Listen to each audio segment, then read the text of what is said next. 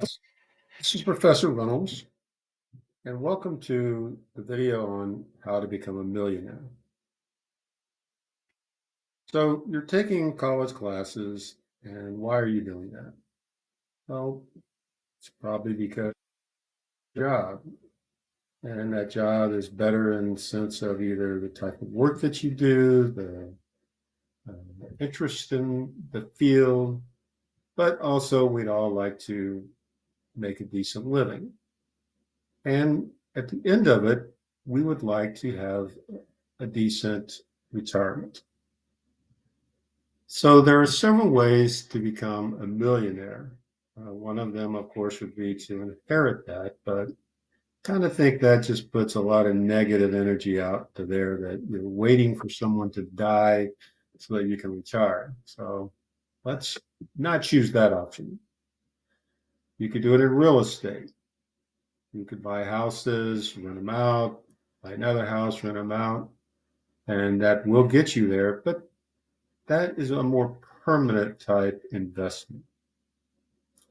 You could work for a company that gives a lot of stock options, such as Apple and Microsoft and Google. Or you could simply save a little bit of money each month. And over the course of time, because of the magic of compounding, you could become a millionaire in today's dollars. Now, hopefully, you've watched the video on the stock market. And so I'm going to show you basically what it would take for you to become a millionaire in today's dollars. And it's fairly simple. All you do is need to set aside a certain amount of money each month. And then you can invest it in this S&P 500, which of course is just a fund that mirrors the S&P 500. The S&P, as I explained in the other video, is an American stock exchange index based on the market capitalizations of 500 large companies having common stock listed on the New York Stock Exchange, NASDAQ, or the CBOE BZX exchange. And so it's a fund where you're basically investing in the stock market. You're investing in the future of America. You're counting on the fact that American companies are innovative and that they will continue to grow.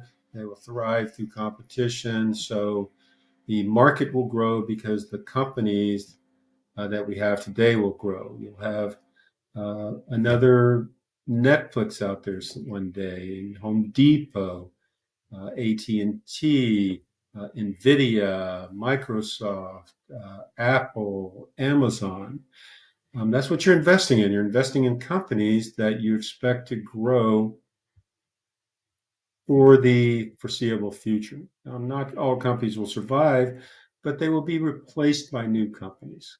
So what you're really doing is, again, you're investing in America. Now, between the February of 1920 and February of 2019, the stock market returned a rate of 7.5%, inflation adjusted. So the real rate of return might have been 10%, but the effective rate, in other words, the rate that will show dollars to dollars, same purchasing power, that rate for a S&P 500 over the last 100 years has been 7.5%. Now, that's a time that included the Great Depression, the Great Recession, World War I, World War II, the Korean War, the Vietnam War, Afghanistan, the Twin Towers bombing. So it's included a lot of negative things, but also included a lot of positive things. And yet, over that time, it has returned a real rate of return of 7.5%. Now, today you have an option of hopefully you'll have Social Security. I know that there's a lot of press for Social Security, and a lot of you think that maybe it won't be around. But the reality is that every day people that work are donating or contributing money to Social Security. Now, here in 2024, if nothing is done, then there will probably be a decrease in benefits of about 20%. But it's not going away. Currently, the average Social Security payment is $1,800.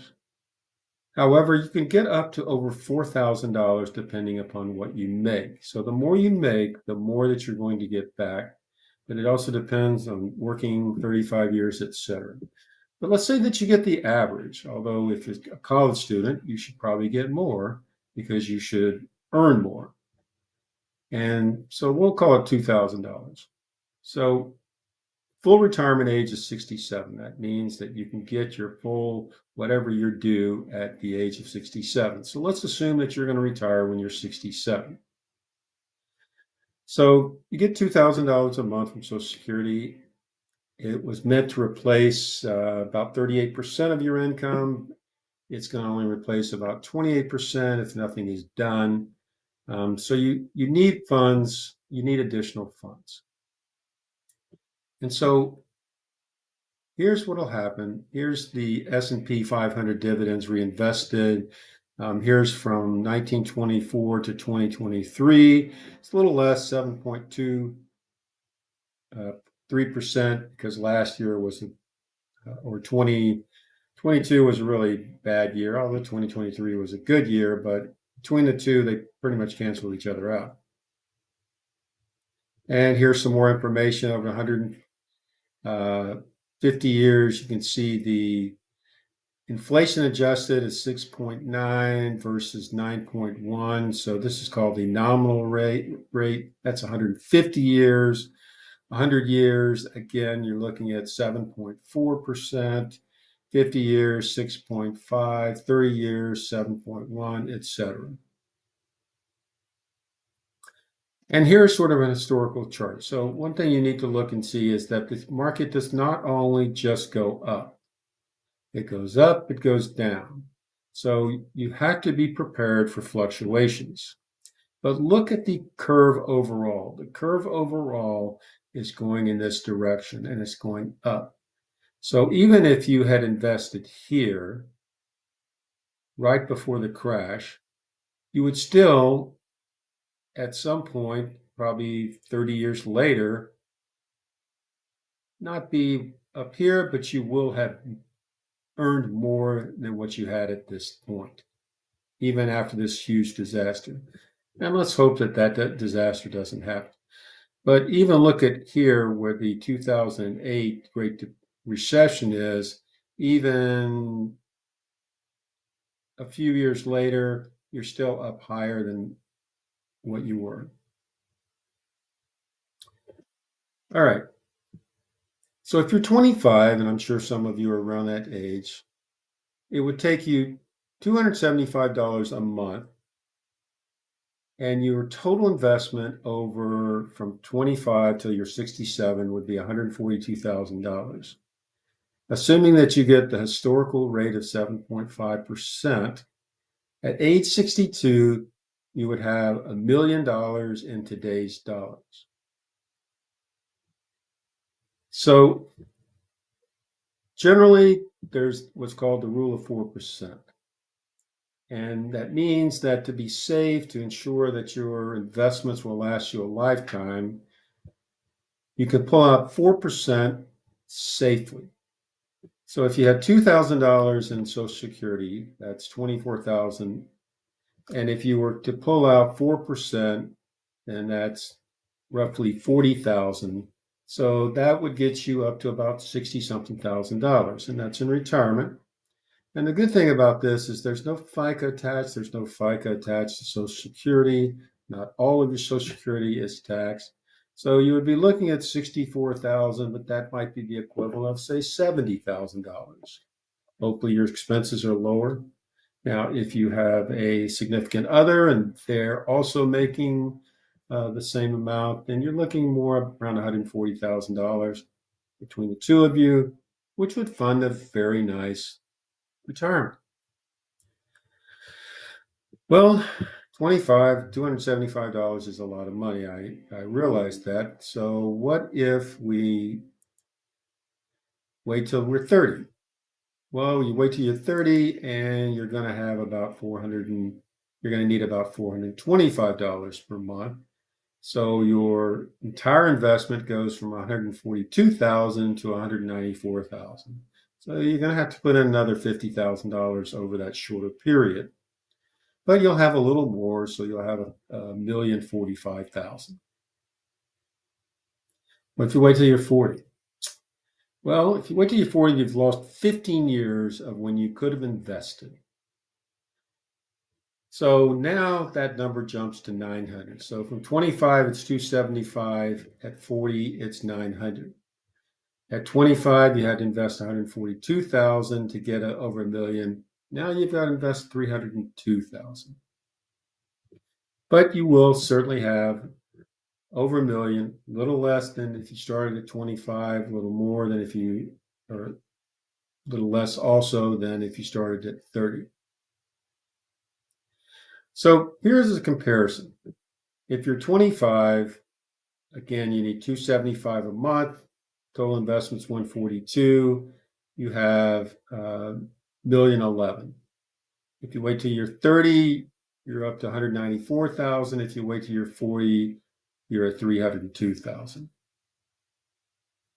So it's important to start early.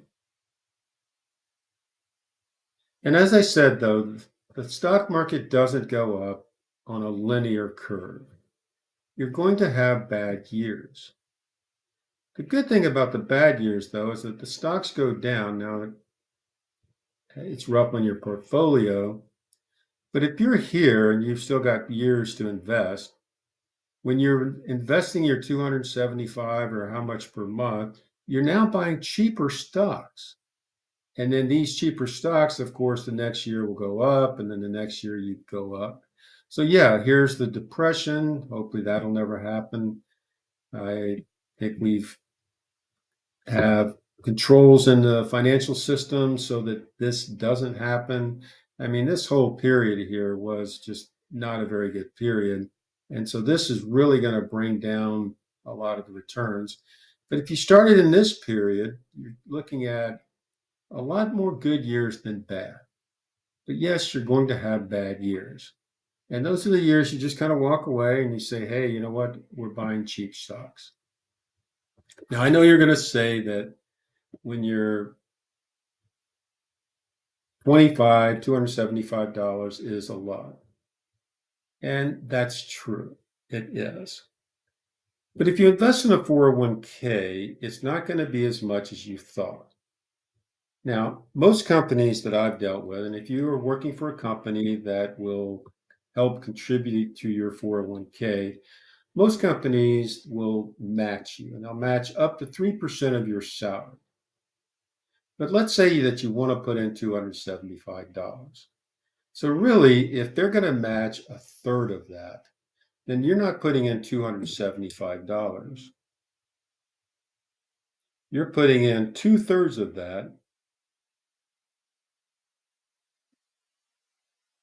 So you're putting in $183. But that's before tax. So the $183 that you're putting in is shielded. So you get a tax benefit.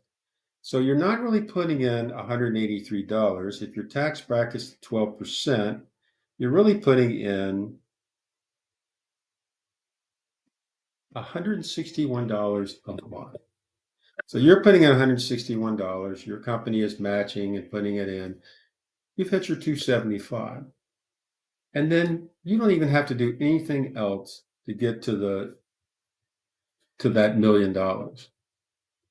Hopefully you'll increase it every year so that you'll have more than $1 million. Now, the other account that you might want to use would be a Roth. And the difference between a Roth and a regular 401k is that a regular 401k is that you're not taxed on the dollars that you put in until you take them out. So years later, when you're 67, the money you take out will be taxed. All right.